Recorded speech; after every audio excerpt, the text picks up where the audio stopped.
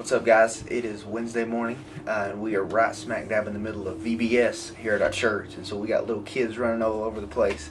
But wanted to slide over for just a second, just to shoot out a video to communicate just kind of some different things that are going on and share a couple thoughts. This is our last big event week of the summer with VBS, and then we kind of close down and move into the fall season.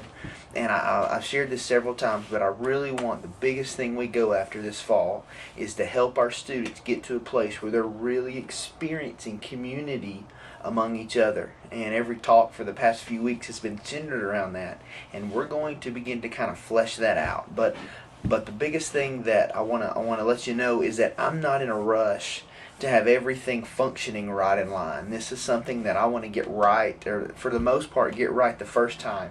And so what I'm going to do is I want to begin to ease a certain group of people into it, and maybe another group not as much. For example, we're probably going to move junior high into this way of refuge and a small group idea before high school does.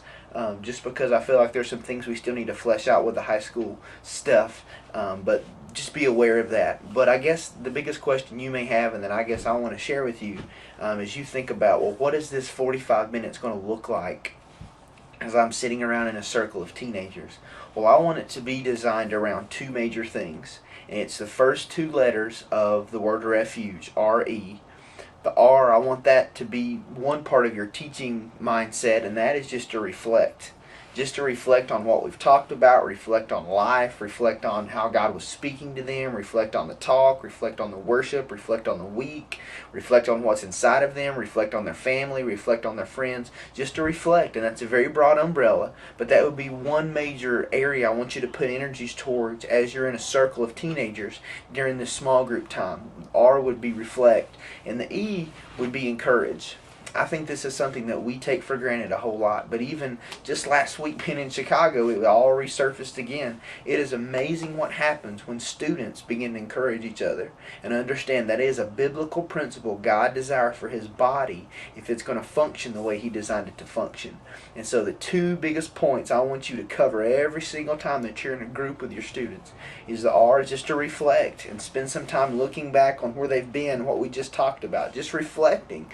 Some of you were involved at camp, and every night at 10 o'clock we had a time of just reflection, and that was an awesome time for students just to kind of take a deep breath and relax and just kind of share a little bit and reflect on where they've been.